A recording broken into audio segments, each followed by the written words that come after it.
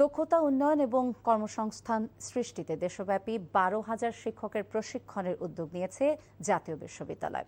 সকালে ধানমন্ডিতে বিশ্ববিদ্যালয়ের নগর কার্যালয়ের সংবাদ সম্মেলনে এই তথ্য জানান উপাচার্য প্রফেসর ডক্টর ASM আমানুল্লাহ। তিনি জানান A2I ICT ডিভিশন এবং ইউনিসেফ বাংলাদেশের কারিগরি সহযোগিতায় 89 জন কোর ট্রেনার এবং 840 জন মাস্টার ট্রেনার সহ মোট 930 জন আইসিটি প্রশিক্ষক হিসেবে তৈরি করা হয়েছে, যারা পর্যায়ক্রমে সারা দেশে 12,000 শিক্ষককে প্রশিক্ষণ দেবেন।